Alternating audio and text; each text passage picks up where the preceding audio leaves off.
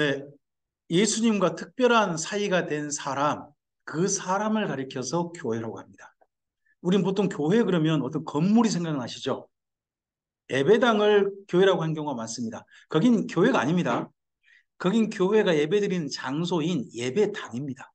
예배당인 거고, 성경에서 본래 말한 교회란 사람들을 가리킵니다. 예수님께 특별한 사람이 된 사람들, 예수님과 특별한 사이가 된 사람들, 그런 사람들을 가리켜서 교회라고 하는 겁니다. 어, 그 교회가 예수님 안에서 성령님을 보내셔서 드디어 공동체를 이루게 됩니다. 그 공동체 이루는 사건이 사도행전에 주로 많이 기록되어 있죠. 사도행전에. 그래서 첫 번째 공동체가 어디서 이루어지냐 그러면 예루살렘에서 이루어집니다. 자, 우리 사도행전 1장 8절 말씀 잘 아시죠? 함께 해볼까요? 오직 성령이 너희에게 임하시면 너희가 권능을 받고 예루살렘과 온 유대와 사마리아와 땅끝까지 이르러 내 증인이 되리라 합니다. 그래서 기본적으로요. 잠깐만요. 잠시만요. 기본적으로 이해해야 될 게요. 기본적으로 이해해야 될 게, 교회는 증인 공동체입니다. 성령님으로 말미암은 증인 공동체예요. 누구를 증언하는 거예요? 예수님을 증언하는 거예요. 예수님 안에 예수님의 이름으로 특별한 사이가 됐으니까 예수님을 증언하는 사람도 모입니다. 근데 가장 첫 번째 공동체를 이룬 교회를 이룬 장소가 어디예요? 예루살렘이에요. 자, 예루살렘을 산으로 표현해 보세요. 예루살렘이 도시가 형성된 산이 어떤 산이죠?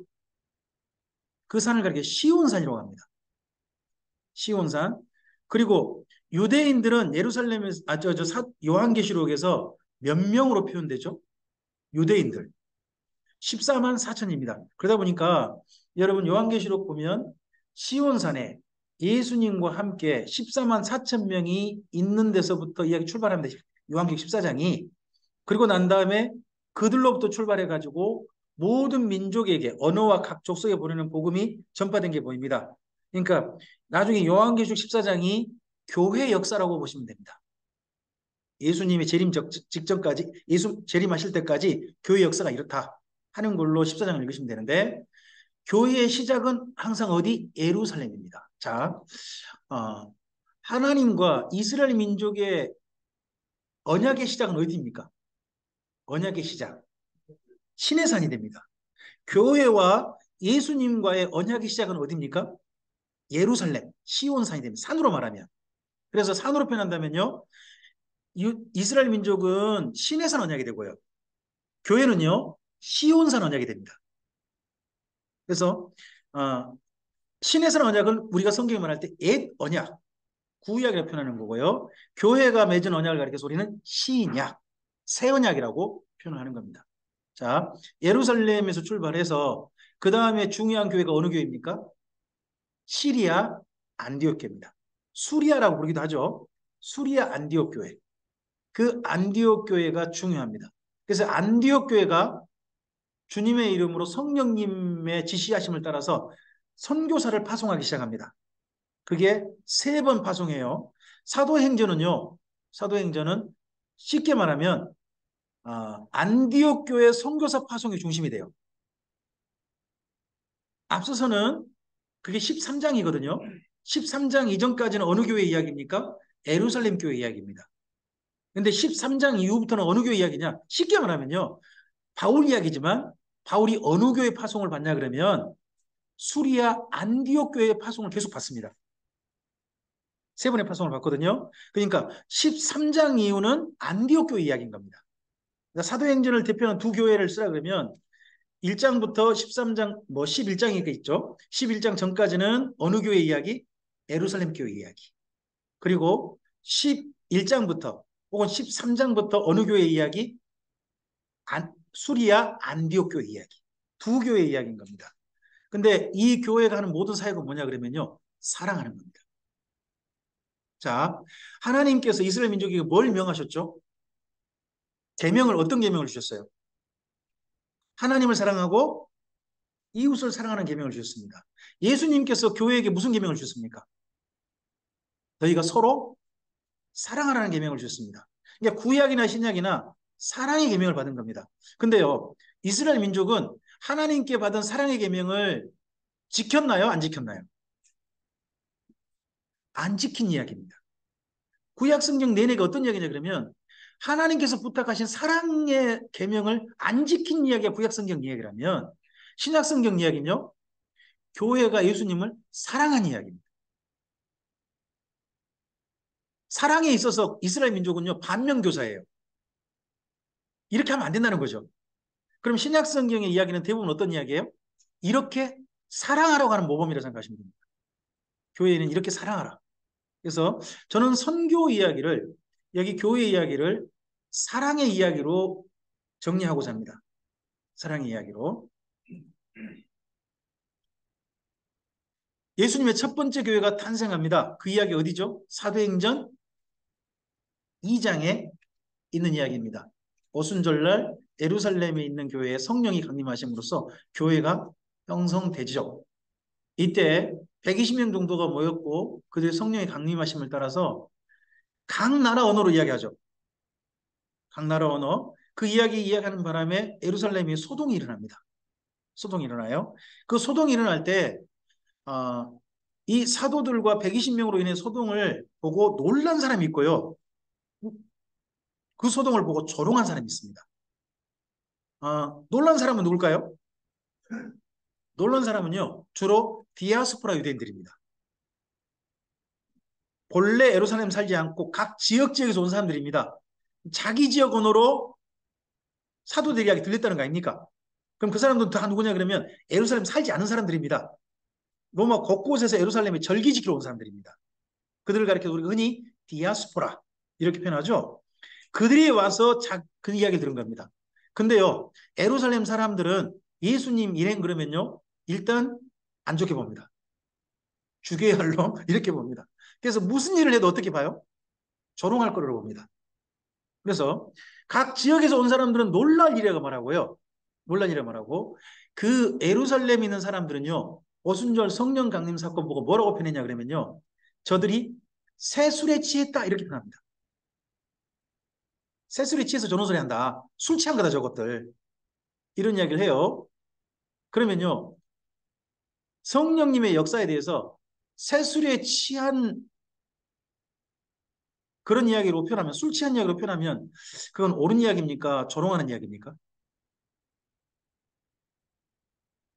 성령이 임하셔가지고 우리 가운데 역사한 이야기를 새술 이야기 한다든지 술 취함과 비유한다든지 그러면요. 그거 예루살렘 사람들과 똑같이 얘기하는 게 됩니다. 놀라운 일이었지 새술이 취한 얘기는 아닌 겁니다. 그래서 그 사람들 가운데 3천 명이 회개하잖아요. 근데 3천 명이 주로 어떤 사람이냐 그러면 예루살렘 사람들이 아닙니다. 디아스포라 유대인들이에요. 로마 곳곳에. 근데 문제는 뭐냐 그러면 이 교회에게 이들이 3천 명이나 회개하고 세례를 받았습니다. 성령님의 원하심은 아마도 오순절이 끝났으니까 각 지역으로 가기를 원했던 것 같습니다. 자, 이 오순절날까지 있는 사람들은요. 원래 언제 온 사람이냐 그러면 6월절 전에 옵니다. 6월절 전에 와가지고요. 50일 동안 머문 겁니다. 그래서 50일째 돼서 가지고 절기 지키고 자기 고향으로 돌아간 사람들입니다. 그러면 50일째까지 왔으니까 맨 처음 가지고 왔던 비용이나 이런 건 대부분 어떻게 했을까요? 뭐, 체류비라든지 뭐 이런 걸로 다 썼을 거 아니에요. 그럼 현재 남은 비용은 뭐가 남았을까요? 이번 오순절 절기 지키고 나면 뭐 할 비용? 마지막에 돌아갈 비용, 뭐 선물 약간 좀 사가지고 집에 돌아갈 비용. 뭐 우리 같으면 어디로 들죠? 공항에? 약간 돈 남으시면 공항에 마지막 어디 가시는 거예요? 공항 안에 거기 면세점 들 비용 정도 남긴 거죠. 그 사람들입니다. 그럼 성령님께서 원하신 건 뭐겠어요? 선물 사든지 말든지 빨리 니네 지역 가가지고 곳곳에서 14개 지역에서 동시에 주의 복음이 전해지기를 이 소식이 전해지기를 원했을 것 같습니다. 그런데 3천 명이 그 다음 했던 일은 어떤 일입니까? 안 갔어요. 원래 거기 사는 사람들이 아닌데 거기 그냥 머물러 버린 겁니다. 그럼 이 사람들 누가 책임집니까 이제? 첫째는 체류비가 없겠죠. 직장은요? 아, 직장도 없죠. 직장도 없을 거 아닙니까? 그럼 이 사람들 누가 책임져요? 그 사람들을 사랑해서 책임진 사람들이 예루살렘의 본래 예수님 믿었던 사람들입니다. 자, 이 예루살렘 교회 특징이 뭡니까? 2장에 보시면 사도들의 가르침을 받아서 그들이 날마다 모였죠. 왜 날마다 모여요? 성전에 모이기를 힘썼대요. 왜요? 직장이 없어요.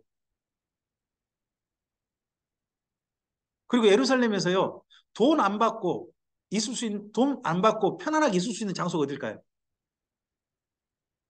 거기가 성전 앞, 거기였습니다. 성전 들어가는 거기 앞에 솔로몬 행각인데 거기는 사람들 누구나 오고, 그리고 하루에 3번 기도 시간 있단 말이에요. 하루에 3번. 오전 9시, 12시, 오후 3시. 이 기도 시간에 늘 기도할 수도 있기도 하고, 어? 그러다 보니까 예루살렘에 주로 많이 예루살렘에 있는 사람들은 성전에 직장 없는 사람들 모였단 말이에요. 그러다 보니까 날마다 모였던 이유는 뭐냐?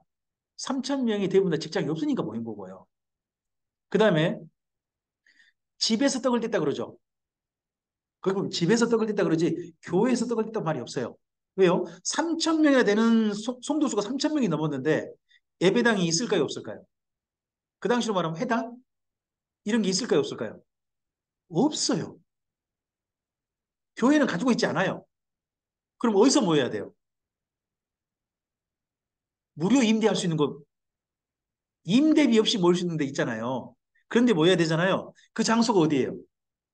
성전 앞, 솔로몬 행각 이런 곳에. 그러니까 거기에 늘 모이는 이유는 뭐예요? 돈이 없으니까.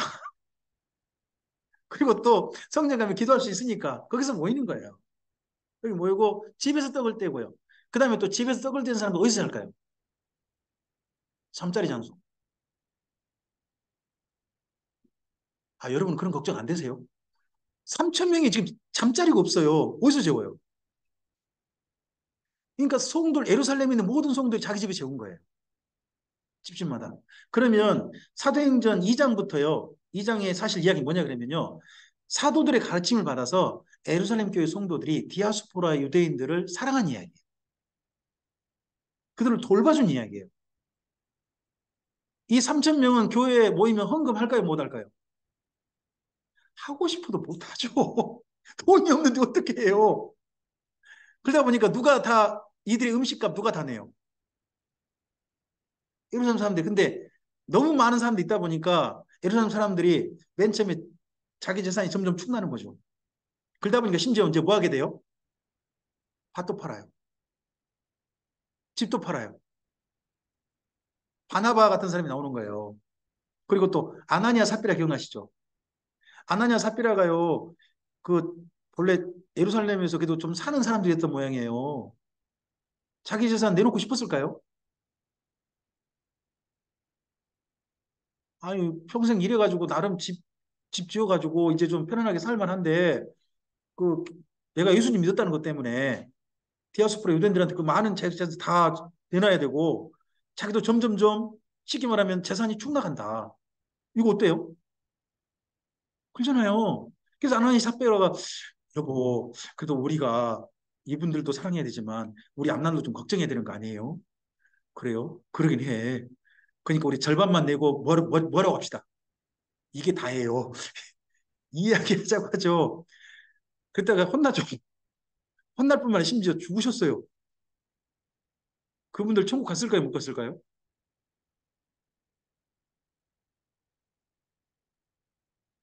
어떻게 그분들 천국 못 갔다고 말을 할 수 있어요? 그래서 사랑하다 그런 일 했는데. 예, 저는 좀 이 교회가 그러니까 처음에 이야기는 이렇게 읽으시면 좋겠어요. 에루살렘 본토베기들이 디아스포라 성도들을 사랑한 이야기가 2장과 3장이다 생각하시면 좋겠어요. 사도행전 2장과 3장. 그들을 사랑한 이야기예요. 교회는 다른 이야기 아니에요. 사랑의 이야기로 채워져야 되는 거예요. 교회 존재의 이유는 저는 그래야 한다고 믿습니다. 어, 인천 우리 샤론교회 성도님들이 올 1년 생각해 보면 저를 사랑해 주신 이야기 같아요. 김명주를 사랑해 주신 이야기로 오래 안을 채우신 것 같아요. 제게는 정말 소중한 추억이에요. 그러신 것처럼 어, 우리 이 목사님을 정말 사랑하시는 성도님들이 그 자리를 채우고 계시겠죠. 사랑한 이야기로 채우신 것 같아요. 교회는 다른 게 아닌 것 같아요. 서로를 사랑한 이야기로 교회는 채우져야 한다고 봅니다. 어, 이 교회가 바로 그러했습니다. 그러다가 그 다음에 특히 넘어가면 무슨 이야기 나옵니까? 성전에서 베드로가 성전 미문에 앉은 나면서부터 안진병이 된 사람 고치죠. 고치지 않습니까? 그 고쳐가지고 간 데가 어딥니까? 뭐 우리 이 말씀 많이 기억나시죠? 금과 은은 내게 없거니와 내게 있는 것은 내게 주노니 곧 나사렛 예수 그리스도 이름으로 일어나 걸라. 잘 알죠? 그 말씀 후에 그 사람이 걷고 난 다음에 어떤 사건이 있었죠? 솔로몬 행각에 수많은 사람들이 모였다는 거예요. 혹시 솔로몬 행각에 있는 유명한 연못이 있는데 기억나신 분 없으세요? 솔로몬 행각에 있는 유명한 연못, 베데스다 연못.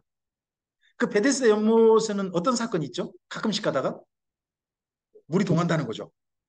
물이 부글부글 끓다든지 그런 게 있다는 거죠. 그때 사람들은 어떻게 믿었어요? 천사가 휘젓었다. 어? 그때 사람이 들어가면 일본어 들어가면 그 사람 뭐 한다?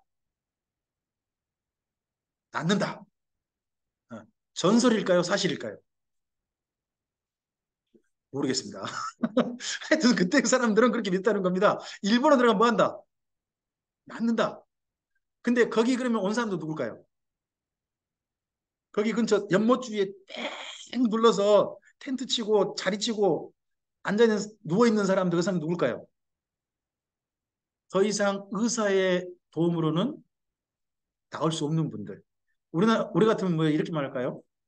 그 맨 마지막 그 돌아가시기 직전 분들이 따로 있는 병동 있죠. 호스피스 병동. 거기가 베데스다 연못이 생각하시면 되겠어요. 그런 분들이 모여 있는 거예요. 그분 중에 일부러 들어가서 나은 분이 있을까요, 없을까요? 제가 그게 궁금해요. 그때 있는지 모르겠어요. 근데 그분들이 있는 그 장소에 가가지고 나면서부터 안진병이 된 사람을 가서 세운 거예요. 그리고 말씀하는 거예요. 이분이 낳는 게 우리 능력이 된 게 아니다. 누가 하신 것이다.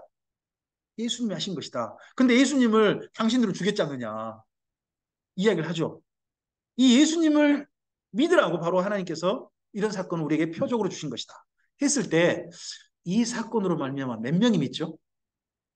성도의 수가 4천 명이 늘었다고 했어요. 그럼 그 4천 명은 누굴까요?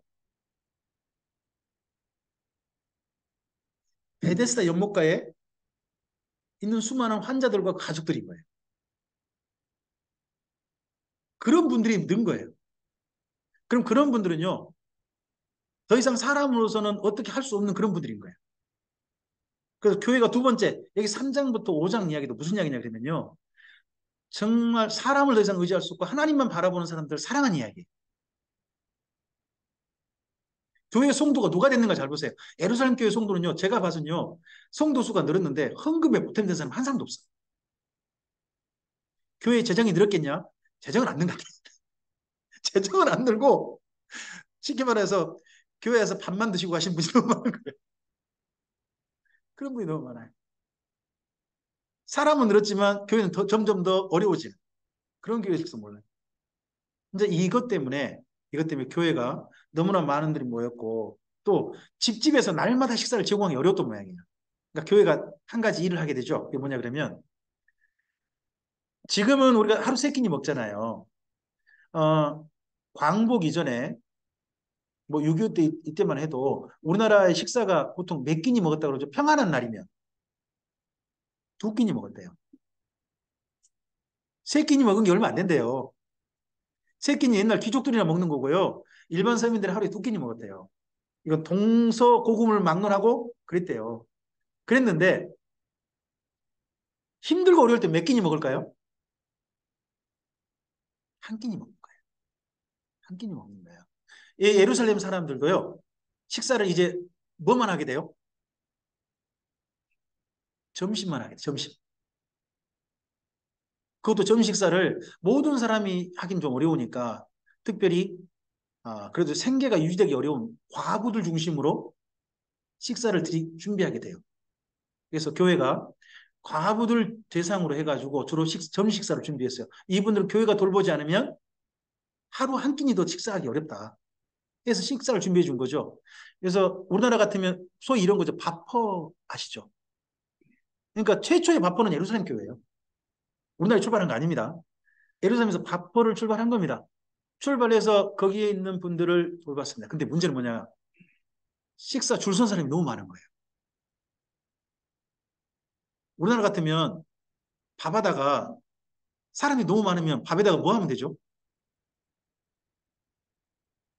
밥은 적은데 사람이 많아요. 먹을 사람이 많아. 그럼 방법이 뭐예요? 우리나라에 마법이 하나 있어요. 물을 붓는 거예요. 그 밥에다가 물 부어서 죽 만들어가지고 물을 주로 먹게 하는 거죠. 그 전에 예전에 우리가 그렇게 했잖아요. 근데 거기는 뭘로 나눠줘요? 빵으로 나눠줘요. 빵으로. 빵은 마법 부리기 어려워. 예수님처럼 500의 기적이 돼야 되는데 교회가 500의 기적이 안 나타나요. 빵 수가 너무 일정한 거예요. 그것도 많이 할 수 없잖아요. 그러다 보니까 늘 인원에 비해서 적은 빵이 준비된 거예요. 그러다 보면요. 교회가 이제 빵을 나눠서 가난한 과부들을 사랑하는 이야기, 그 다음 여기 3장부터 6장까지 가는 거예요. 6장까지 가는데 그 빵이 나눠주다 보니까 무슨 이야기가 나오느냐. 빵 못 먹는 사람들이 불편한 이야기가 나오기 시작해요. 왜냐? 이번에 오늘 빵 못 먹은 사람은 내일은 좀 먹여줘야 될 거 아니에요. 근데 쉽게 생각하면 어, 제가 식사 나눠주는 사람이에요. 빵 나눠주는 사람인데 제 앞에 줄 서는 사람이 있어요. 근데 빵이 제 손에 겨우 이제 2개 남았네요. 2개 남았어요. 그럼 한 개는 누구도 먹어야 될까요? 저 좀 생각해 주세요. 저도 먹어야 될 거 아니에요. 응? 근데 앞에 선 사람 중에 다 낯선 사람인데 한 사람은 제 얼굴 딱 보이는 거예요. 송철령 집사님이 딱 있다고 해봐요. 그 있는 사람 중에. 그럼 뭐라고 할까요? 제가 이렇게 말하는 거죠. 빵인지 없어요. 죄송합니다. 내일 오세요. 하고 난 다음에 조용히 송철령 집사님, 집사님 이리 와요. 잠깐만 저 좀 봅시다. 뒤에 빵 은근히 한 개. 좋아요. 이렇게 하다 보면 빵 나눠서 그럴 수 있겠죠. 근데 그 빵 나눠준 사람이 주로 누구였냐 그러면 사도들이었나 봐요.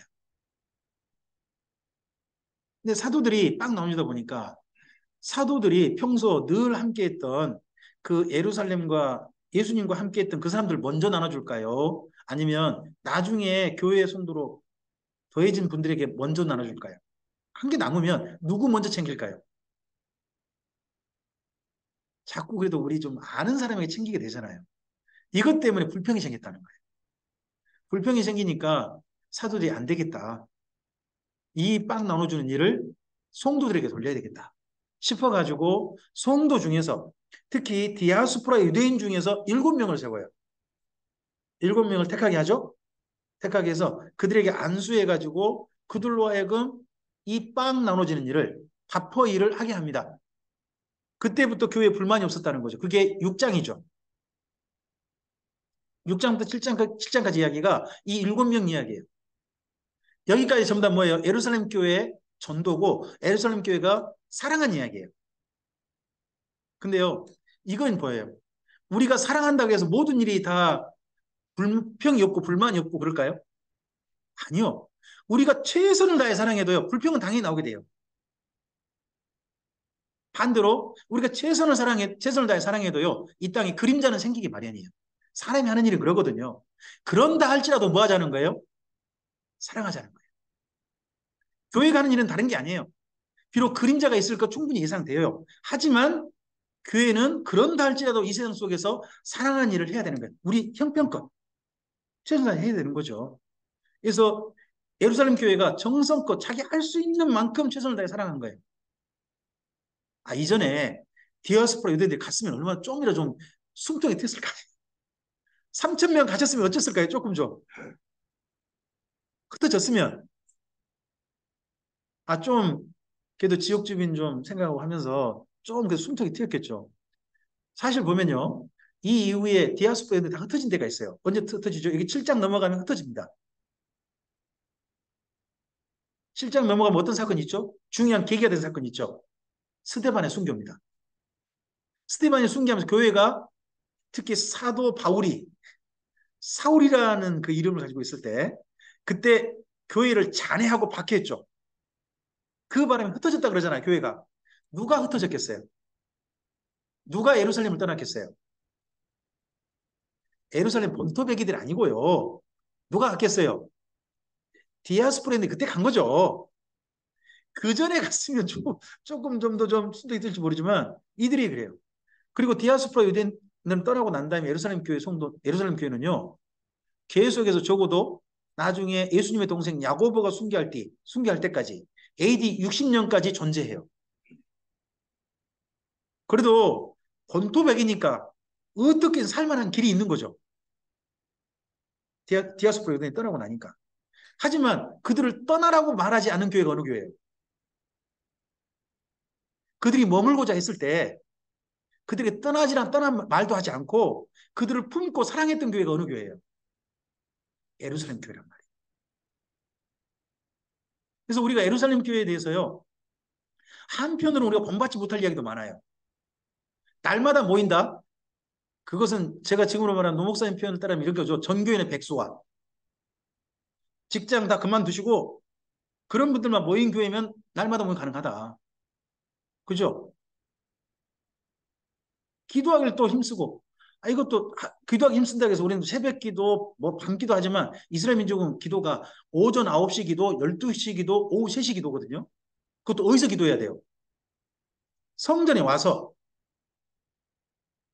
직장 한참 다니다가 오전 9시에 예배당 얼른 와가지고 기도하고 하고, 또 12시 점심시간에 와서 기도하고 하고, 오후 3시에 얼른 와서 교회에서 기도하고 하고, 여러분 직장생활 그렇게 할 수 있으세요? 원래 그렇게 할 수 없잖아요. 그러니까 이런 것들을 우리나라식으로 적용하는 것은 문제가 있어요. 예루살렘 교회처럼. 하지만 교회가 본래 했던 사랑의 이야기는 모범 삼아야죠. 떠나보내지 않았잖아요. 그들이 떠나고자 할 스스로 떠날 때까지 끝까지 보도 많았어요. 이건 반드시 기억해야 한다고 생각해요. 교회가 이 땅에 해야 될 일은 다른 게 아니다. 사랑하는 이야기다. 어. 인천 샤론교회 교회 이야기가 교회 설립부터 주님 오실 때까지 교회 존재한 모든 이야기가 인천 샤론교회가 사랑한 이야기다라고 채워진다면 그 이야기는 생명책에 기록될 만한 영원히 하늘나라에 추억할 그런 이야기가 되겠죠. 근데 이 땅에서 교회가요, 오늘은 이 집 짓자, 오늘은 주차장 넓히자, 오늘은 묘지 마련하자, 이런 이야기로만 채운다면 천국에서 기억될 만한 이야기 별로 없을 것 같아요. 교회가 진짜 해야 될 일이 무엇인가 하는 것에 분명한 모범이 있습니다. 자, 그래서 이 7명이 교회에 또 열심히 사역합니다. 그 중에 두드러진 분이 누구죠? 스테반이죠. 근데 스테반 덕분에 교회가 흩어지게 됩니다. 흩어진 바람에 그 다음에 어디 사역이 이루어집니까? 8장부터 11장 사이에. 거기가 이제 온 유대, 사마리아, 그리고 수리아로 간 겁니다. 자, 여기에서 이제 수리아를 기억하셔야 됩니다. 먼저 8장에서 사마리아 지역, 유대 지역으로 전도 나가신 대표적인 분이 있죠. 그분이 빌립입니다. 빌립, 그렇죠. 빌립이 먼저 전도하고 거기에 누가 가서 교회를 안정시킵니까? 베드로와 요한입니다. 베드로 요한이 가서 교회를 안정시키고 하는 일을 하다가 성령님이 특별히 빌립을 이방인들을 처음으로 만나게 하시죠. 교회가 이방인 전도를 처음 한 분이 누구냐 그러면 빌립이죠. 이디오피아 여왕의 내시 그를 만나게 하십니다. 그 사건이 최초의 이방인을 향한 예루살렘 교회 전도입니다. 사마리아를 넘어간 거예요. 그리고 난 다음에 그 사건이 있고 나서 하나님께서 드디어 이방인과 예루살렘 교회를 만나게 하십니다. 그게요, 고넬료의 가정입니다. 가이사라에 있던 고넬료의 가정 있죠? 그 가정 이야기하고 누구를 만나게 하십니까? 베드로를 만나게 하십니다. 고넬료에게는 천사를 보내셔가지고 베드로를 너희 집으로 모셔라 라고 합니다. 그럴 때 베드로에게는 또 뭐가 보여집니까? 환상을 보여주셨습니다. 보자기에 여러 짐승들, 날 것도 있고 땅에 짐승도 있는데 가축도 담겨 있는, 먹을 것도 있고 먹지 못하고 담긴 겁니다. 그럼 보자기 산채로 된 짐승을 보여주시면서 이거 먹어라 했을 때 베드로는 이걸 어떻게 다 먹습니까? 그 속에는 베드로가 먹지 못할 고기도 많은 겁니다. 먹을 수 있는 가축도 있지만 먹지 못할 것도 있는데 그걸 다 먹으러 가니까 베드로가 당황했습니다. 아니, 저는 음식을 가렸습니다. 어떻게 이걸 다 먹을 수 있습니까? 했더니 하나님께 하신 말씀이 뭡니까? 내가 정결하다고 하는 것을, 깨끗하다고 하는 것을 네가 왜 더럽다고 하느냐? 이 말씀을 하시는 겁니다. 그래서 베드로가 고민이 많았습니다. 이 환상이 세 번이나 보였잖아요. 그래서 고민이 많아가지고 뭐라 할까? 이제부터 음식을 그럼 가리지 말아야 되는 건가? 내 식사 방법을 좀 바꿔야 되는 건가? 했는데 그때 마침 누가 왔어요? 그 집에 어, 무두장이 시몬이라 그러죠. 가죽을 가공하는 그런 일을 하는 사람입니다. 그 집에 시몬의 집에 시몬이 있는 거죠. 그러니까 무두장의 시몬의 집에 어부 시몬이 잠깐 머물고 있는 그 집에 고넬료가 보낸 사람들이 오죠. 도착해가지고 고넬료가 청합니다. 가이사랴에서 로마의 백부장인 고넬료가 청합니다. 했을 때 그때 깨닫죠.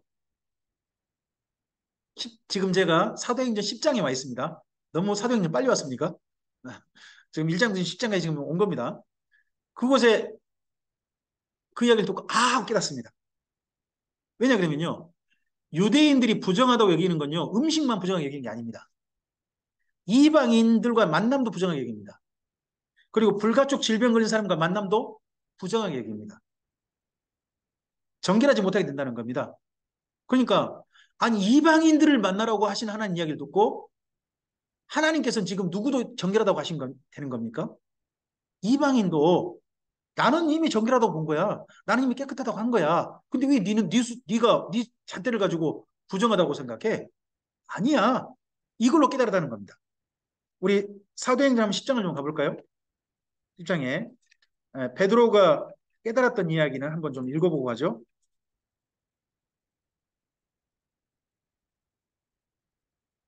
베드로가 고넬료를 만났을 때 그게 한 이야기가 있죠. 우리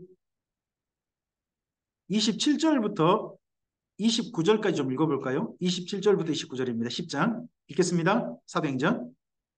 더불어 말하며 들어가 여러 사람이 모인 것을 보고 이르되 유대인으로서 이방인과 교제하며 가까이 하는 것이 이 법인 줄은 너희도 알거니와 하나님께서 내게 지시하사 아무도 속되다 하거나 깨끗하지 않다 하지 말라 하시기로 부름을 사용하지 않고 왔노라. 묻노니 무슨 일로 나를 불렀느냐. 이방인들과 유대인 사이에 부정하고 정결하고 이미 없다는 겁니다. 누가 하나님께서 그 벽 없애버리셨다. 하나님께서 이미 다 깨끗하게 하셨다. 그래서 내가 기꺼이 왔다. 그럼 이 전까지만 해도 베드로는 어떻게 생각한 거예요? 이방인은 뭐한 사람? 부정한 사람. 그럼 그 사람과 내가 만나면 나도 어떻게 된다? 부정하게 된다는 생각을 가진 거예요. 자, 그래서요. 특징이 뭐냐? 여러분 여기 사도행전 10장까지요. 유대인들, 예루살렘 교회 성도들이요. 이방인들에게 전도하지 않습니다. 하나님이 보내신 빌립이 이디오피아 여왕의 내시를 만난 거 외에 나머지는요. 빌립조차도 유대인들만 전도한 겁니다. 빌립조차도. 그리고 사도 베드로도요. 유대인만 만난 겁니다. 그랬는데 하나님께서 유대인만 정한 거 아니야. 이방인도 만나 라고 하시는 겁니다. 여기 이방인이 뭐냐? 사도행전 1장 8절에서 이방인을 뭐라고 표현했냐 그러면 땅끝이라고 표현했습니다. 사도행전 1장 8절에 땅끝이라는 개념을 잘 하셔야 됩니다. 사도행전 1장 8절의 땅끝은요. 네, 지리 개념이 아니에요. 민족 개념인 거예요. 구약 성경에 보면 땅끝에서부터 부르셨다 그러죠. 그런 표현이 나와요. 그 땅끝이란 이방인들이 사는 곳입니다. 이방인 중에서 부르셨다 이런 표현이 되고요. 그 이방인 사는 곳이 해 뜨는 데서부터 해 지는 데 이런 표현도 씁니다. 유대인들은 세상의 중심에 자기들이 산다고 믿어요. 그래서 자기들과 다른 민족을 표현할 때 땅끝이라고 표현한다고 생각하시면 됩니다. 그래서 땅끝이라는 표현이 지위 개념이 아니고 민족 개념이다라고 한다면 상당히 많은 게 좀 우리가 이해가 달라집니다. 지금도 교회 중에 그런 교회가 있죠. 우리 백투더 예루살렘이라는 그런 운동을 펼치는 데가 있습니다. 나름 이해가 됩니다. 왜 땅끝으로 가자겠습니까요? 자, 복음이 시작된 곳이 어디입니까? 예루살렘 아닙니까? 그러면 지구는 둥글잖아요. 그럼 땅끝까지 복음 전하러 오겠으면 어디까지 복음을 전해야 돼요? 다시 예루살렘으로 와야죠. 그래 땅끝이잖아요. 땅끝이 되잖아요. 그럼 예루살렘 전도하면 누가 오신다? 이런 생각 가지신 건 지리 개념으로 본 겁니다. 그게 아니고 모든 민족에게 복음이 전해진다 그러죠. 예수님 말씀이 모든 민족 개념이 바로 땅끝입니다. 땅끝입니다.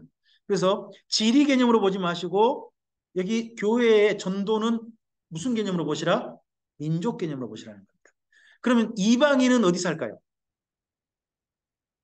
이방인. 이방인은요, 우리 교회 성도 중에 한 분이 멋진 해석을 했어요. 이방인은요, 이방에 산대요. 이방에 사는 사람 먼저 전도해야 된대요. 그럼 이방에 전도하고 나면 어떻게 될까요? 저방 전도하면 된대요. 그러고 나면 어떻게 될까요? 옆집 전도하면 된다는 거예요. 왜요? 우리가 이방인이거든요. 우리가 땅끝이에요. 예수 믿건 안 믿었건 간에 유대인이 아닌 사람이 이방인이에요. 기억하셔야 돼요. 예수님을 안 믿는 분이 이방인이 아니에요. 우리도 이방인이에요. 우리는 예수 믿은 이방인, 유대인이 아니니까. 그리고 아직 예수님 안 믿고 있는 우리들과 함께 사는 이웃들 있잖아요. 그분들은 예수님 안 믿은 이방인인 거죠. 민족 개념으로 보면 우리가 다 이방인입니다. 그 이방인들을 향한 전도의 처음 시작이 그래서 사도행전 정말 중요한 게 사도행전 10장입니다. 베드로와 고넬료 가정의 만남이죠. 더더구나 그 고넬료 가정에 베드로가 말씀을 전했는데요. 무슨 사건이 일어나냐 그러면 사도행전 2장 사건이 고넬료 가정에 그대로 나타나는 겁니다. 언어가 언어가 거기 모인 사람들이 고넬료의 집 사람이 전부 다 로마 사람들이거든요. 로마 사람들이 하나님을 찬송했어요. 그 말씀을 듣고는 찬송을 했어요. 찬송했는데 거기 베드로와 함께 온 6명 정도 사람이 있었나 봐요. 6명 정도의 사람에게는요. 그 이야기가 그들이 하는 말이 어느 나라 말로 들렸을까요? 이스라엘 나라 말로. 그 당시 보통 아람 말을 많이 썼대요. 아람 말이라든지 히브리어로 들린 거죠. 그러니까 베드로와 함께 온 나머지 사람들도 이게 어느 때 사건이라고 떠오르는 거예요? 오순절 성령 강림 때 예루살렘 교회가 형성되던 사건이 똑같이 누구에게도 이 이방인들은 똑같이 일어났다. 놀란 거죠. 또 그걸 함께 목격한 사람들에게 베드로가 당연히 명령할 수 있었죠. 아, 이들이 우리랑 똑같이 예? 오순절 우리에게 임했던 성령의 역사 똑같이 나타났다면 이들에게 당연히 그냥 세례 줘도 되지 않냐. 그래서 이방인들에게 전혀 어떤 것도 하지 않고 묻지도 따지지 않고 그들이 그대로 세례를 줬죠. 그들이 하나님 믿었다는 것 때문에 예수님 믿었다는 것 때문에 이 사건이 교회에게 큰 분란이 되어버렸습니다. 예루살렘 교회 사람들은요. 지금 베드로는 스스로 나왔는지 파송 받았는지 모르지만 어, 온 유대와 사마리 지역을 돌아다니면서 복음 전하고 있었거든요. 전하다가 이 베드로의 소식이 들렸는데 이방인들한테 가가지고 함께 먹고 살았다는 거예요. 며칠 함께 지내고 그들은 세례도 주고 막 그랬다는 거죠. 이 소식을 듣고요. 예루살렘 교회가 발끈했죠. 그래서 담임 목사를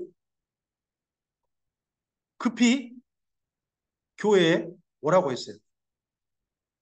담임 목사를 모신 게 아니라 급히 청문회장에 세운 거죠.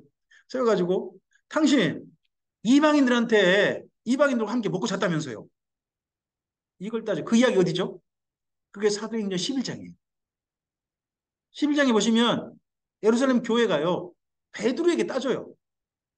우리 같으면 이런 거 있을 수 있어요, 없어요? 아니, 담임 목사님 나가셔가지고 열심히 강의하시고 부흥회하고 다니시는데 성도님이 가서 부흥회 열심히 한다고 목사님 소환해가지고 목사님 잠깐 여기 서시오. 지금 딱 세워놓고 온 교회가 목사님 이번 이런 일 했다면서 잘했어요, 잘못했어요? 이런 거 따지는 교회 있어요, 없어요? 상상이 되세요? 진짜 어렵잖아요. 근데 예루살렘 교회는요, 지금 성도들이요, 베드로를 가운데 증인으로 세워놓고 지금 청문회를 열고 있는 거예요. 그랬을 때 베드로가 자기가 여기 고넬료 가정을 만난 이야기를 어디하고 연결해서 이야기해요? 사도행전 2장에 처음 경험했던 오순절 성령 강림사와 함께 연결해서 이야기하게 돼요. 우리가 처음 만났을 때 그걸 똑같이 이 가정이 늘어났다. 그리고 나만 본 게 아니고 나랑 함께 갔던 본 사람들이 이거 다 봤다. 증인들도 있거든요. 한 6명이 있거든요. 그런다면 이방인들한테 당연히 우리가 세례를 주고 성령 임하신 걸 우리가 인정해야 되는 거 아니겠느냐. 그러자 예루살렘 교회가요, 한 가지는 인정하게 돼요. 그게 뭐냐 그러면요. 아, 이방인들에게도 성령님은 임하신다 하는 건 인정하게 돼요. 근데 한 가지를 말 안 해요, 지금요. 중요하게 좀 따지고 가야 문제가 있었거든요. 이방인과 함께 밥 먹으면 돼요, 안 돼요? 아니, 너무 감동돼가지고요. 그 이야기를 잊어먹었어요. 그 이야기를 정확하게 해결을 했어야 되는데, 이방인과 식사해도 된다, 안 된다, 이걸 했어야 되는데요. 안 하고, 이방인도 뭐 받을 수 있다? 성령 받을 수 있다만 인정한 거예요. 그런 바람에요. 이 이후에 베드로가요. 이방인들과 함께 식사하는 걸 베드로는 굉장히 거리끼지 않고요. 함께 좋아했던 모양이에요. 그러다 보니까 나중에 갈라디아서 보면 베드로가 안디옥 교회에서요. 그 안디옥 교회 성도들과 함께 그 이방인도 많거든요. 그들과 함께 식사하다가 예루살렘 교회 담임 목사님인 야고보가 보낸 사람들이 온다는 소식 듣고요. 얼른 무한 체계예요. 나 이방인과 밥 안 먹었다. 막 이런 이야기 있다는 거죠. 그러다 보니까 누구도 갑자기 그것 때문에 좀 흔들려 버렸다. 바나바마저도 심지어 흔들려 버렸다. 이런 얘기 나오잖아요.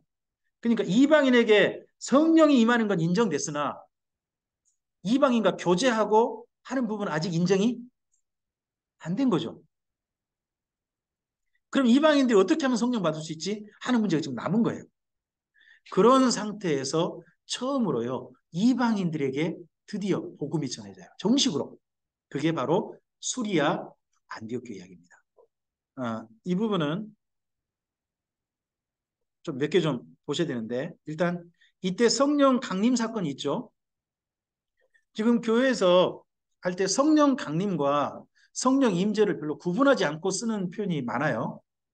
성령님은 우리에게 오늘 강림하십니까? 임재해 계십니까? 강림은 한 번이에요, 한 번. 각 사람에게 예수님을 믿어서 오시는 건 한 번 사건입니다. 그 이후에는요, 임재해 계시고요. 임재해 계신 성령님께서 우리에게 충만케 하신 역사가 있는 겁니다. 근데 혹시 그 예배 때마다 성령이여 오시옵소서 혹시 이런 노래 부르시나요? 성령이여 강림하사 불길 같은 성신이여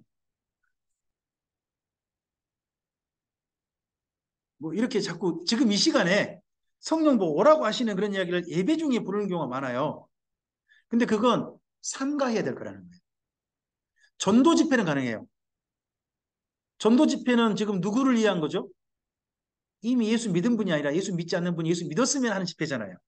그런 분들이 성령 임하셔야 되니까 그때는 사용할 수 있는 곡이에요. 하지만 평소에는요, 이미 임재해 계신 성령님이니까 임재해 계신 성령님께서 우리 안에 충만하게 하시고 역사하시길 원하는 그런 찬양으로 성령 관련해서 찬양하고 싶다면 그런 찬양을 해야 되는 거죠. 이 부분은 좀 구분해야 됩니다. 그래서 이렇게 합니다. 한번 따라서 해볼까요? 성령 세례는 한 번의 사건이고 성령 충만은 지속적인 사건이다. 이렇게 구분하면 좋겠어요. 성령 세례 받으라 하면 성령 세례는 이미 몇 번 받는다고요? 그러면 예배 중에 저 부흥회 중에 혹시나 강사님께서 이 시간 성령께서 불러 세례를 베푸실 것입니다 하면 그 말씀에 어떻게 이해를 하셔야 되나요? 세례는 안 받는 겁니다. 이미 성령 세례는 한 번 오신 겁니다. 한 번. 네. 이건 꼭 구분해서 생각하시기 바랍니다. 사도행전은요, 성령 행전입니다. 교회가 사랑하는 것도요, 누구로 말미암아 사랑하는 겁니까? 성령님으로 말미암아 사랑하는 겁니다. 교회에게요, 성령님께서는 사랑을 부으셨다고 되어 있습니다. 사랑을 부으셨다. 그래서 우리가 성령 충만하다면요, 우리에게 나타나는 당연한 표징은 저는 사랑이라고 생각합니다. 사랑이다. 어, 사랑은 어느 정도 해야 됩니까? 사랑은 어느 정도 해야 돼요? 한번 두 가지만 해볼까요? 1번 형편껏, 2번 수고.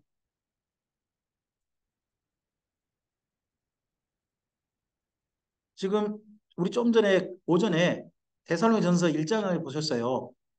믿음의 역사와 소망의 인내와 사랑이 뭐라고요? 수고란 말이 뭐예요? 원래 수고란 말의 본래 표현은요, 고통스럽다예요. 사랑을 어느 정도까지 하는 거예요?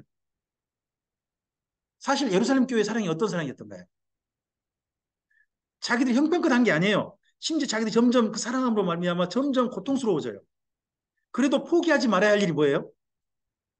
그게 사랑이었잖아요. 아, 오늘 오전에 우리 인천팀께서 오셔가지고 자리에 앉아 계시는데 한 분께서 강좌에 집중하지 못하시고 잠하고 자꾸 친해지시는 거예요. 그분 보고 제가 그렇게 생각했어요. 아, 저분이 운전하고 오셨겠구나 하고 여쭤봤어요. 그랬더니 운전하시다 그러시더라고요. 어, 그게 어떻게 보면 제겐 진짜 어떻게 수고 같으세요. 진짜 너무 감사한 거예요. 아, 오늘 안 오셔도 되잖아요. 그 영상도 올라가고 그러잖아요. 근데 기어이 여기까지 오셔가지고 함께 강좌 참여하시고 하는 부분을 지금까지 계속 해주신 게 너무 큰 응원이고 큰 사랑에 저를 향하신 수고 같으세요. 너무 감사합니다. 어, 저도 저의 섬김이 제가 할 수 있는 최선 넘어서 수고까지 되기를 바라는 마음으로 이 자리에 있긴 합니다. 자, 사도행전 성령행전이라는 입장에서 몇 개를 좀 정리해 봅시다. 제가 뒤에를 읽어드리겠습니다. 앞에를 좀 읽어주세요. 1장 5절이요. 세례는 몇 번 사건이라고요? 한 번 사건입니다. 네, 1장 8절이요. 성령님은 예수님의 증인 되게 하십니다. 2장 4절이요. 네. 그 다음 베드로 스데반 바울에게요. 네, 설교하게 하셨습니다. 그래서 목사님들의 설교는 성령님의 도우심을 받아서 하는 설교다 하는 것은 기본으로 우리가 생각하고 일단은 간절한 마음으로 받는 겁니다. 그 다음에 두 번째 베드로 스데반 바울은요. 네, 법정 증언입니다. 법정 증언을 잘할 수 있도록. 그 다음에 4장 3절이요. 담대히 말씀을 전하게 하셨습니다. 그 다음에 6장이요. 예, 봉사하게 하셨습니다. 이 봉사가 소위 말해 바퍼죠, 바퍼. 그 일을 하게 하셨습니다. 7장 55절에요. 네, 스테반이 마지막 돌이 맞기 전에 그가 본 게 뭡니까? 네, 하나님 우편에 예수님 계신 것을 보았습니다. 서 계신 것을. 우리가 마지막 어, 죽음을 앞두고 우리 인생이 마감하기 전에 하나님께서 우리에게 보여주실 소중한 선물 가운데 그때 우리를 기다리신 예수님과 새 예루살렘 성이라든지 이런 걸 보여준다면 얼마나 감사할까요? 감사히 마지막 호흡이 끊기지는 시간을 고통이 있다 할지라도 감사함으로 그 시간을 기꺼이 기쁨으로 맞이할 것 같긴 합니다. 네. 그 다음에 8장 29절이요. 이 간절한 이가 누군가요? 이디오페 여왕이 내십니다. 그에게 누구를? 네. 빌립을 이끄셨습니다. 말씀에 간절하신 분들께 제가 하나님께서 이끄신 그나마 조금이라도 안내하고 말씀을 이렇게 보세요라고 지도하는 일로 제가 쓰임 받았으면 좋겠습니다. 그다음에 9장 31절요. 교회를 위로하고 도우십니다. 10장 44절이요. 고넬료의 가정이죠. 그다음에 11장 24절이요. 누굽니까? 바나바입니다. 바나바. 바나바를 보내셔가지고 이 수리아 안디옥 교회를 섬기게 하시죠. 그다음에 13장 1절부터 3절이요. 예, 선교의 일을 지시하시고 동역하십니다. 그래서 선교사는 선교의 일은요 성령님의 선교라고 합니다. 성령께 지시하신 일 지금 하고 있다는 거죠. 13장 9절이요. 바예수라는 사람이었죠. 바예수라는 사람을 제어하는 일을 하셨습니다. 그 다음에 13장 52절이요. 핍박에도 기쁨이 충만하게 하셨습니다. 15장이요. 교회 안에 이방인이 구원을 어떻게 받는데요? 하는 그거에 대한 논쟁을 정리할 수 있도록 성령께서 그 가운데 역사하셨습니다. 그러다 보니까 이 논쟁 끝에 보낸 편지에 어떻게 말합니까? 성령과 우리는 이런 제목을 보내게 되죠. 16장 7절이요. 원래 바울은요 2차 전도여행 때 아시아의 에베소로 가고 싶었던 것 같습니다. 근데 성령께서는요 그걸 가는 걸 허락하지 아니하시고 어디로 가는 걸로 인도하십니까? 헬라, 마게도냐로 건너가는 것으로 인도하십니다. 마게도냐 사람이 이리로 건너오라 하는 걸 보고 난 다음에 성령께서 그리로 인도하심을 인정하고 가지 않습니까? 네. 성령께서는 이를 허락도 하시지만 허락하지 않기도 하십니다. 16장 10절요. 동역하게 하십니다. 누가? 바울과 누가가 동역하게 하십니다. 16장 10절부터 어떤 표현이 나오냐 그러면 우리가 마게도냐로 건너가기를 힘썼다라고 합니다. 우리라면요. 글 쓴 분이 들어간 거죠. 바울이 마게도냐로 건너가려고 하는데 글 쓴 분도 함께한 곳입니다. 이곳이 어딘가요? 두로와. 두로와에서 그래서 두 분이 만난 거죠. 21장 4절 11절은요. 예루살렘에 가면 무엇이 너를 기다리고 있다? 환란이 기다리고 있다. 바울에게 보여주시죠. 스스로 결단하게 하십니다. 그 다음에 사도행전의 많은 부분들이 성령님을 따라 어떤 일을 하게 하셨다고요? 가르치게 하셨다. 그래서 목회자의 사역, 주님께서 보냄받은 자의 사역의 가장 중심은 가르침이 한다는 겁니다. 자, 사도행전이 성령행전이라고 믿습니까? 근데 우리는 성령이 이 사도행전에서요, 자꾸 방언하고 병 고치고 귀신 쫓고 하는 그런 쪽을 많이 생각하시죠. 물론 그 일도 성령이 하셨죠. 근데 사도행전에서 대부분 많은 일들이, 모든 사도행전 모든 일들이 성령께서 하신 일이잖아요. 그럼 지금요, 복음을 잘 가르치시고, 지금 열심히 잘 전도하시고, 그리고 사랑하는 일을 열심히 하시고, 이런 거 있잖아요. 그게 다 누가 우리를 통해서 하신 일이겠어요? 성령께서 우리를 통해 하신 일인 겁니다. 그래서 우리를 통해 쓰여질 성령 행전이 뭐냐 하는 부분들을 너무 표적, 이쪽에 보지 마시고, 사도행전 전체에서 가장 많이 주력으로 나타난 일들, 이런 일들에 우리 마음이 좀 있으셨으면 좋겠습니다. 그 교회 중에 첫 교회 이야기를 제가 말씀드렸습니다. 예, 첫 교회가 예루살렘 교회인데 예루살렘 교회는 오순절날 됐고 마가의 다락방에서 이루어졌고요. 베드로의 설교로 말미암아 이루어졌습니다. 그래서 마가의 다락방 그 앞에서 이루어졌다고는 보기는 어렵습니다. 여러분 예루살렘에 이제 가셔서 마가의 다락방을 이제 가시게 될 거예요. 혹시나 가시게 된다면 현재 유적으로 남아 있는 곳이라면 제가 보여드렸죠. 2층집. 근데 거기 어디 골목 안에 있어요. 그 골목 안에 3천 명 모였다 말이 안 되는 거예요. 그럼 3천 명 넘는 사람이 모일 장소는 어디냐 그러면 그 당시 예루살렘은 성전 앞 솔로몬 행각 쪽인 거예요. 그런 곳에 모였을 것이다 하고 그렇게 우리가 좀 이해해 볼 수 있죠. 그러니까 마가의 다락방에 시작된 성령의 역사가 예루살렘 거리 전체 나가서 복음을 전하게 됐고 그 복음에 전한 놀란 사람들이 어디로 모였다? 솔로몬 행각에 모여가지고 누구의 설교를 들었다? 베드로의 설교를 들었다. 우리 그렇게 보면 사도행전 2장의 그 장면이 조금은 좀 더 좀 그 현장과 관련해 가지고 일리 있게 이해되는 장면으로 생각합니다. 근데 예루살렘 교회는 어떤 교회라고요? 노란색이요. 가운데요. 가운데 제목만 노란색만. 백수와 백조들께서 많으신 교회지 직장 다니시는 분이 많은 교회가 아니란 말이에요. 헌금을 넉넉히 하시는 분들이 많이 모인 교회가 아니에요. 교회에 오시지만 밥만 드시고 가시는 분들이 많은 거예요. 그런 교회다 하는 건 이해를 하시고 오셔야 된단 말이에요. 그러니까 예루살렘 교회는요. 모범이라기보다는 경우예요. 예루살렘 교회와 같이 된다는 것은 이건 경우의 교회예요. 이건 주님께 따라하라고 하는 게 아니에요. 다만 예루살렘 교회 뭘 우리가 봐야 한다고요? 사랑했던 모범. 이 모범은 우리가 정말 끝까지 보셔야 돼요. 왜요? 모든 교회들 이야기가 사랑한 이야기거든요. 비록 흠결이 있고 부족하고 심지어 문제가 많아도요. 사랑하는 일은 계속 지속적으로 교회들에게 요청되어지고 그 일을 하도록 주님께서는 바라고 계시거든요.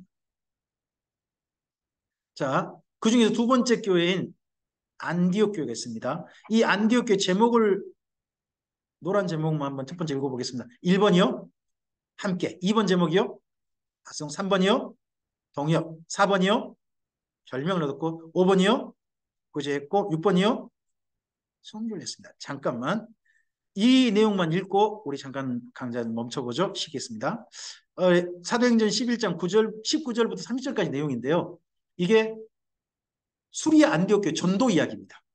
한번 읽어보실까요? 그때에 스데반의 일로 일어난 환란으로 말미암아 흩어진 자들이 베니게와 구브로와 안디옥까지 이르러 유대인에게만, 자, 원래는 누구한테만 말씀 전했다고요? 예. 이게 유대인들의 기본적인 사고예요. 그런데요. 그 다음에요. 그 중에 구브로와 구레네 몇 사람이 안디옥에 이르러 헬라인에게도 말하여 주 예수를 전파하니 주의 손이 그들과 함께 하심에 수많은 사람들이 믿고 주께 돌아오더라. 그러면 처음으로 파란색을 기억하세요. 안디옥은 어떤 교회예요? 최초로 이방인에게 전도한 교회예요. 사도 베드로나 빌립이나 이런 사람이 아니라 성도들이 이방인에게 전도한 최초의 교회. 그 교회가 바로 수리아 안디옥 교회입니다. 두 번째, 계속 읽어주실까요?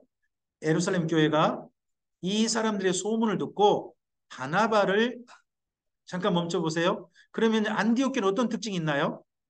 파송받은 거예요. 누가요? 목회자가요. 먼저 누가 모였죠? 성도들이 먼저 모였어요. 성도들이 모인 그곳에서 목사님을 청빙한 거죠. 우리나라의 대표적인 개척 형태는 어떻게 되나요? 목회자가 어느 지역에 맨 땅에 헤딩을 하죠. 그래가지고 그곳에 뭐 가족 예배를 어떻게 해가지고 장소를 마련해가지고 불러 모아서 사람들 이렇게 가지 않습니까? 근데 여기 안디옥 교회는 그렇지 않고 성도들이 먼저 모이고 모인 교회에 목회자가 온 형태인 겁니다. 자, 그 다음 계속 읽어볼까요? 그가 이르러 하나님의 은혜를 보고 기뻐하여 모든 사람에게 굳건한 마음으로 주와 함께 머물러 있으라 권하니 바나바는 착한 사람이요 성령과 믿음이 충만한 사람이라 이에 큰 무리가 주께 더하여지더라. 바나바란 분이 파송받았죠. 바나바란 분의 첫 번째 특징이 뭐예요? 착한 사람이에요. 성령과 믿음이, 성령 충만은요? 그 다음이에요. 목사님들의 그럼 첫 번째 조건이 뭐예요? 착한 사람이요. 목사님이 착한 사람인 거 어떻게 알아요? 참 이게 어렵단 말이죠. 그죠? 그러다 보니까 가장 먼저 요즘은 목회자를 청빙할 때 조건이 뭐예요? 착한 사람인 건 모르겠으니까 뭘 하죠? 첫째, 정상적인 신앙을 하셨는가? 그걸 따집니다. 그러다 보니까 뭘 따지죠? 교단, 신학교, MDV 이상, 해외 유학 환영. 이게 첫 번째 들어간단 말이에요. 아, 목회자가 아니시니까 잘 모르시죠? 저는 자주 이런 걸 보기 때문에 조금은 알아요. 두 번째 조건이 뭐예요? 자기소개서. 자기소개서는 가족도 들어가야 돼요. 몇 명인지. 우리 교회가 저 목사님 가정 몇 명을 먹여 살려야 되는지 알아야 되잖아요. 그래서 숫자 들어가고요. 그 다음에 또 뭐가 들어가요? 설교, 동봉 들어갑니다. 그럼 맨 마지막 줄이 뭔가요? 이상의 소리는 돌려드리지 않습니다. 그런 내용이 써져가지고 총회 신문이나 이런데 공고로 나옵니다. 그 중에서 이제 착한 사람이라는 게 모르니까 대신에 교회에서 알아보는 게 뭐냐 그러면요. 어떤 서류를 내신 분 있지 않습니까? 그분과 함께 한 지역에서 목회하신 그런 분들한테 소문을 좀 알아보거나 목사님께서 담임 목사님 이런 분들이 그분 어떤 분이요? 좀 개인적으로 알아보고 뭐 그런 경우는 있습니다. 자, 그 다음요. 안디옥 교회 계속 읽어주실까요? 바나바가 사울을 찾으러 다소에 가서 만남에 안디옥에 데리고 와서 둘이 교회에 1년간 모여 있어서 뭘 했어요? 잠깐 멈춰보세요. 최초로 동역을 한 거예요. 바나바가 혼자 한 게 아니라 누구를 데려와요? 예, 사울을 데려와서 둘이 함께 동역했어요. 목회자가 서로 동역한 교회죠. 교회인데 1년간 했는데 한 대표 사역이 뭐예요? 가르쳤다예요. 가르쳤다예요. 목회자의 평생 목회 대표 사역은 뭐가 돼야 될까요? 가르쳤다가 돼야 한다는 거예요. 그게 사도행전의 모범이에요. 사도행전의 모범. 그 밑에 좀 읽어주세요. 제자들이 안디옥에서 비로소 그리스도인이라 일컬음을 다른 지역은 말고 안디옥에서 수리아 안디옥이 처음으로 별명을 얻은 거죠. 별명을 얻은 거죠. 계속 읽어볼까요? 그때에 선지자들이 예루살렘에서 안디옥에 이르니 그 중에 아가보라 한 사람이 일어나 성령으로 말하되 천하에 큰 흉년이 들리라 하더니 글라우디오 때에 큰 흉년이 들었다는 거죠. 그래서 이 흉년이 자기가 경험된 거예요. 그럼 수리아 안디옥도 흉년이 들어온 거예요. 겪은 거예요. 그랬는데요. 계속 읽어주세요. 제자들이 각각 그 힘대로 유대에 사는 형제들에게 구조를 보내기로 작정했어요. 여기 유대에 사는 형제가 어디 사는 형제일까요? 예루살렘. 전체가 다 흉년이 들었어요. 자기들도 흉년이 든 거예요. 흉년이 들었는데 어디가 더 걱정이에요? 예루살렘이 더 걱정이에요. 더더구나 거기는 지금 유대기로부터 핍박을 받고 출교당해가지고 직장도 못 다니고 사는 게 더 어렵거든요. 자기들보다 더 어려운 거예요. 자기들도 어렵지만 더 어려운 그들이 생각나서 그들에게 부조를 보낸다는 것. 이 부조가 구제헌금인 게 쉽게 말하면. 요즘 우리 말하는 구제헌금. 그걸 준비해서 계속 읽어주세요. 이를 실행하여 바나바와 사울의 손으로 장로들에게 했다는 겁니다. 그러면 여기 안디옥 교회가 예루살렘 교회를 도왔던 구제헌금 마련 방법이 뭘까요? 어떻게 마련했을까요? 그게 13장에 보는 거고 약간 그걸 가지고 유추해 볼 수 있어요. 13장에서요. 선교사를 파송할 때 금식해서 보내는 게 나오거든요. 금식하고 있는데 그 다음 선교사 파송 얘기를 들어요. 그 금식이 뭐냐 그러면요. 예루살렘 교회를 돕기 위한 선교 구제 헌금 마련 방법이에요. 자기들도 먹을 게 흉년이니까 자기들도 많지 않는 거예요. 근데 먹을 비용을 마련해야 되잖아요. 그러니까 뭐 한 거예요? 두 끼니 먹을 거 자기들 한 끼니만 먹고 한 끼니 비용을 어디를 위해서 예루살렘 교회에서 모으고 이러고 있었던 거예요. 그러다가 선교사 파송 이야기를 성경으로 들었어요. 그러자 선교사 파송도 어떻게 해서 보내요? 금식해서 보내요. 이 부조나 선교사 파송에 이게 그러면 금식한 이유가 뭐예요? 선교 후원금 마련해야 될 거 아니에요. 선교 후원금이 여유가 있어서 그들이 한 게 아니에요.